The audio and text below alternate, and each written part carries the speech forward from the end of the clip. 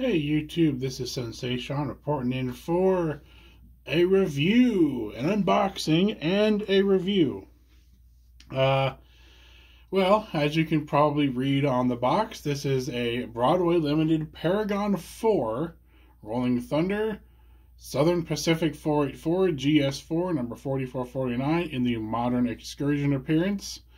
You've probably seen me do a review of the MTH version of a similar locomotive.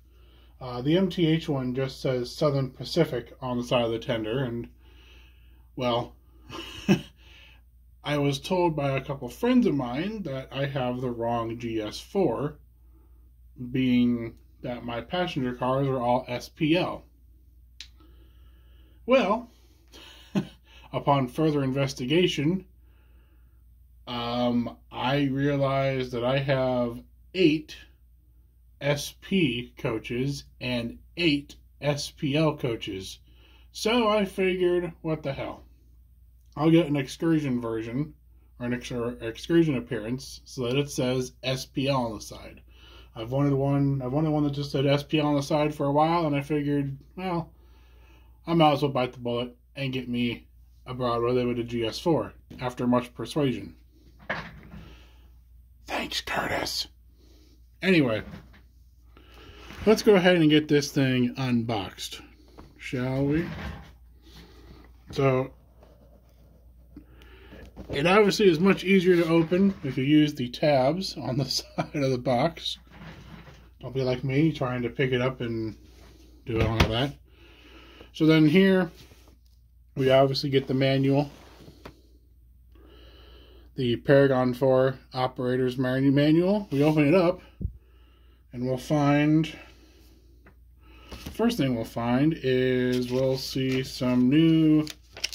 A little product guide for some new arrivals for Paragon4. We have their Baldwin Shark Noses. We have their EMD SD70 Aces, which are going to be all die-cast. There's an F7 or F3 F7s coming out, and there's some PRR Z74D business cars that are arriving soon, if they haven't arrived already. The Aces should be pretty good. I'm not going to get any because I have all the Aces and all the EMD stuff I want. And I'm also primarily a GE person, so that's just me. The one thing you will get in their quick start guide is you will get a standard DCC operations list, F0 through function 0 through function 28. This is just your standard list. On the back side, we get your Pro mode. You get your Pro mode lighting sequence. So this pretty much gives you all the different functions to be able to use with the number board, or numbers and lights and all this, that, and the other, in case you want to, you know, not have all the lights turn on besides the cab light with F0. For me, I'm probably going to keep mine in F0 with all the lights turning on with F0, including, well, not including the Mars light.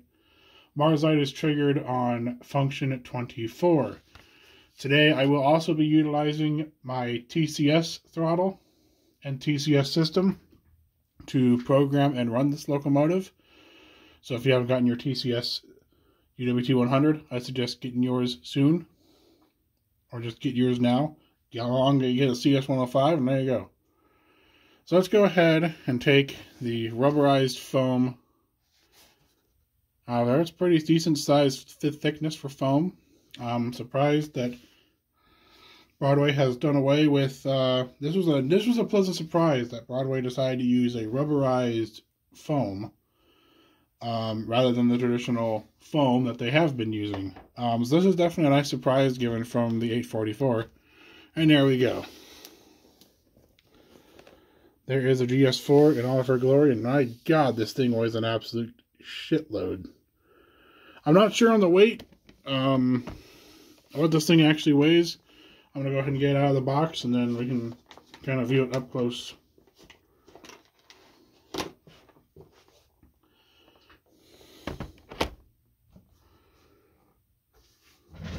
Alright. So now we've got it out of the box. Actually, hang on. Alright, so now that we've got it out of the box and I've got my camera resituated, here she is in all of her SP glory. Got a KD up in the front, it looks like.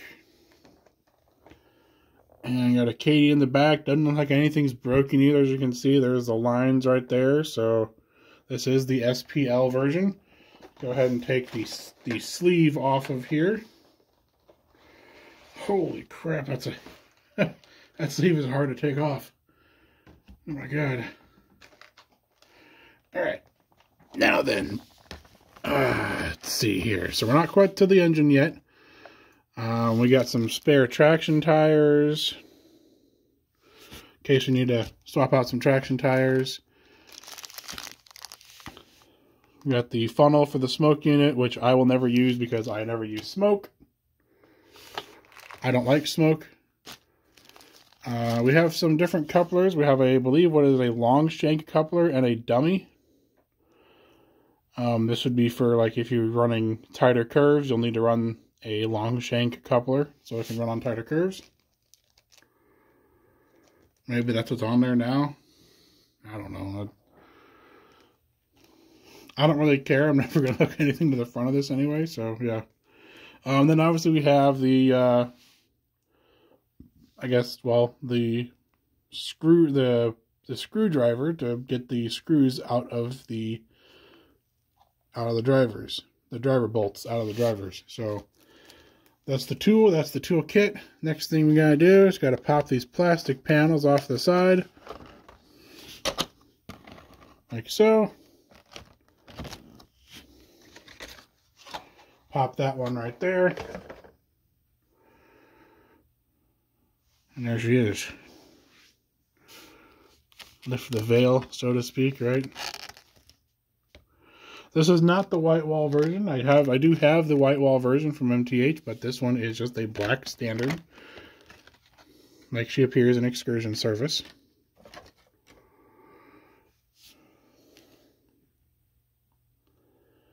And there she be. This is my first Paragon4 locomotive, and I must say it's packaged really well. There's tape up here, which is keeping the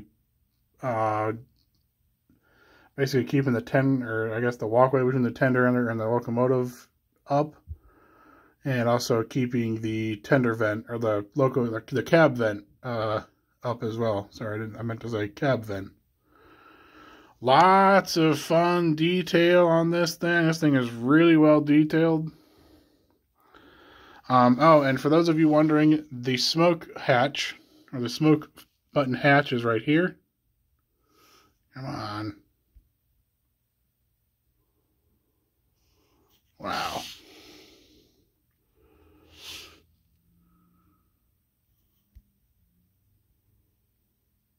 It does not want to focus. It wants to focus on the tracks behind it.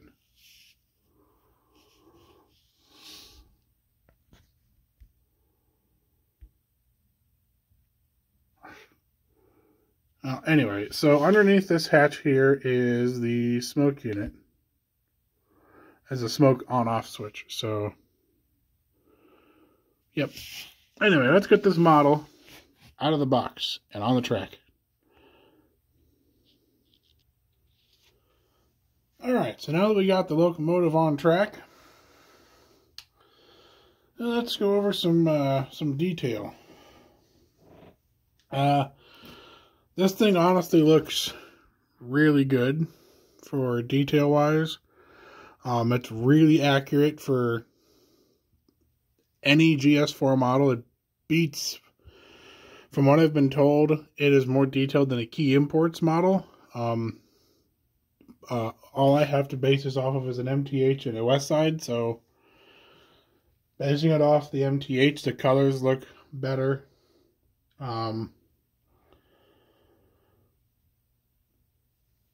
I guess they're just not as glossy. But everything looks correct. I do wish that it was the white wall version, but it's not. So it's all right. I do like how down here they are the spoked wheels instead of just solid. I do like how in between here the wiring loom looks really nice. Come on, focus in. There it goes. The wiring loom looks really good in here, as does the drawbar, and as does the walkway plate here.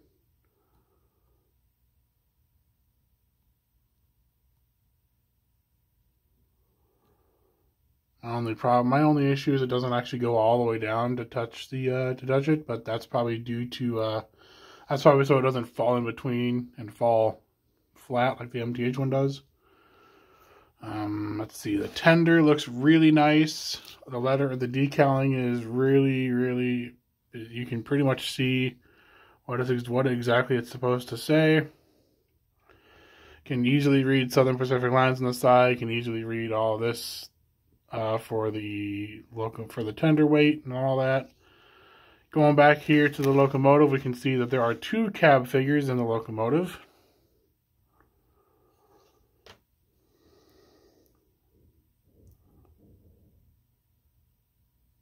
And there would be more than likely a light in the cab, which is done via functions. The ladder is correct. It is supposed to be wavy like that. Like I said, there are no missing parts. The tender shell is die cast. The locomotive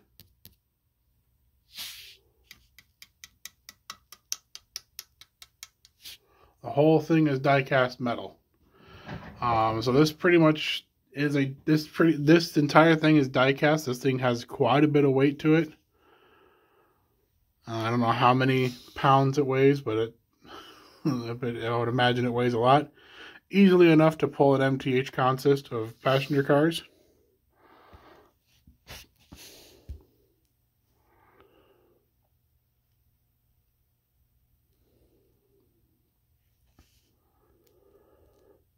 Whoa. Alright, there we go.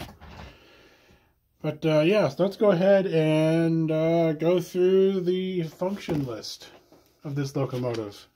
If there's a long pause, don't mind me, I'm just taking a drink for just because it's a little warm down here in the basement in the train room, so yeah. Obviously,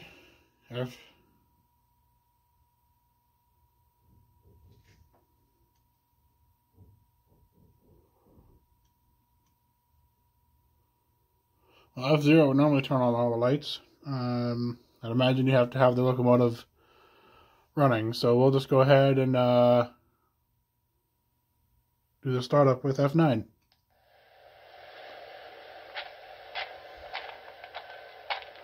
As you can also see, we got the cab light on.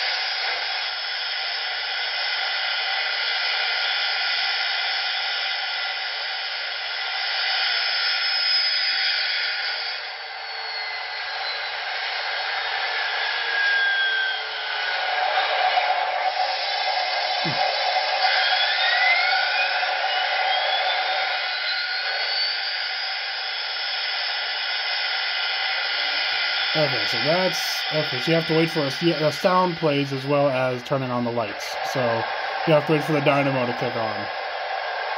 That's kind of a nice feature. Let's go look at the lights. Oops.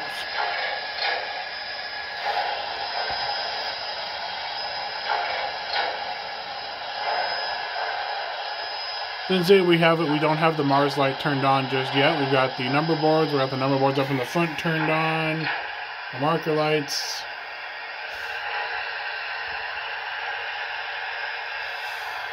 The lower light. Come around to the back side here. Got the marker lights on in the back. No reverse light turned on because we're in forward at the moment.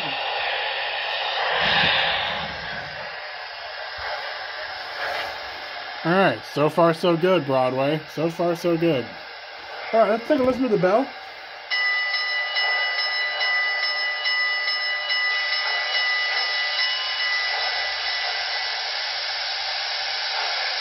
Alright, that's an accurate bell for the GS4 series.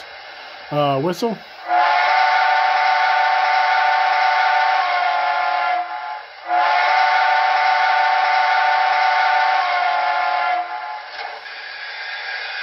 I have a problem with the whistle.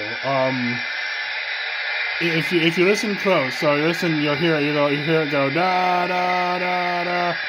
That's as much recording as they have at full whistle blast. So, given that, I'm used to hearing the TCS whistles, so I'm kind of biased. Whistle doesn't sound bad, but I don't like the audio repeating itself like that. You know, I mean, listen.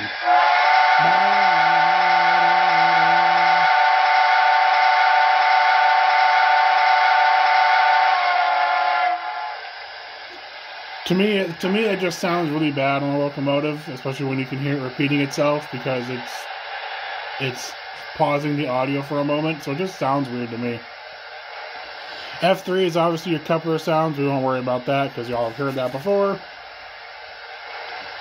Let's see. F4 is your air pump.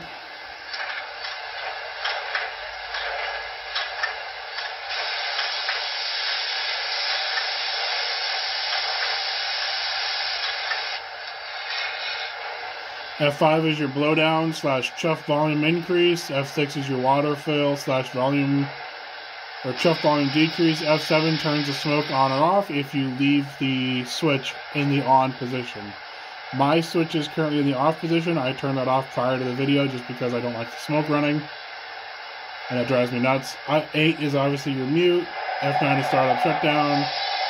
F10 is oil injector.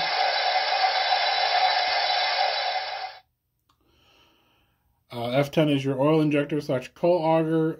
For this locomotive, it would be an oil injector. F11 is your water injector. F12 is your brake set, brake release. So we can obviously set the brake to where this locomotive won't run and something else will with the same locomotive address. I want to go ahead and get the Mars light turned on with F24.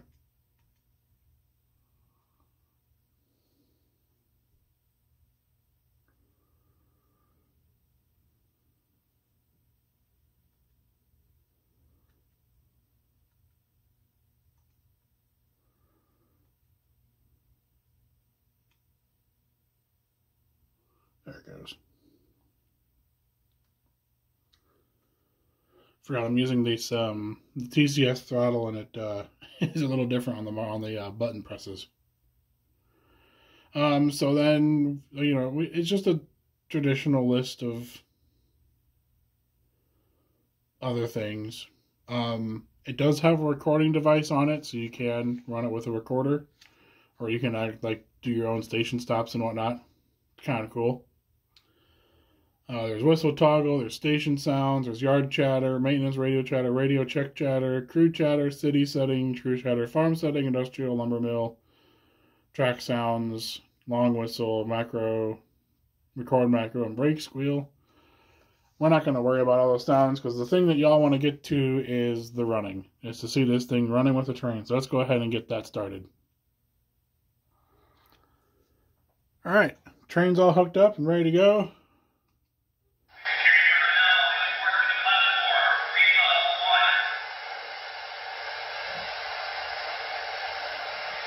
What did I do?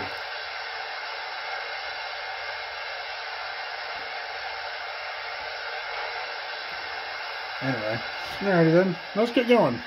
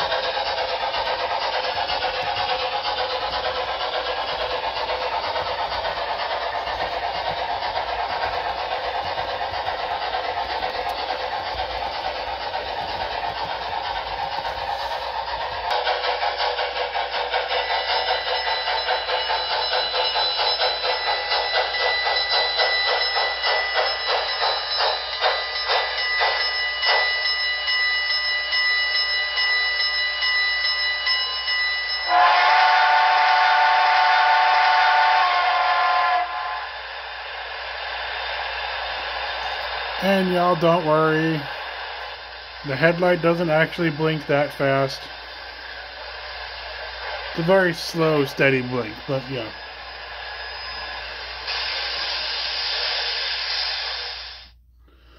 So, I hope you guys enjoyed this quick little review of the brand new Broadway Limited GS-4 with Paragon4 Rolling Thunder. I must say I'm thoroughly impressed with this model. We'll see how it ages. I know my MTH one is currently having some decoder issues right now, so that's always fun to deal with. But yeah, we'll see where it goes. Sorry we didn't test the smoke unit, but as you guys know, I don't do smoke. So I am going to give this a rating of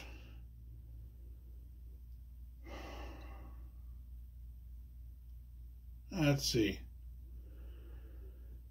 Pulls well, looks good, has really enough weight. I think I'm going to give it an 8 out of 10. There's things that could have been done a little bit better for me, just in my mind. Don't get me wrong, it's a great model. For the price, it is a fantastic model. As you saw, it runs well. My little niggles are very minor. One being it. If you watch closely on the model itself, when it ramps up in speed, you can kind of see it jerks a little bit. It doesn't hesitate. It jerks a bit.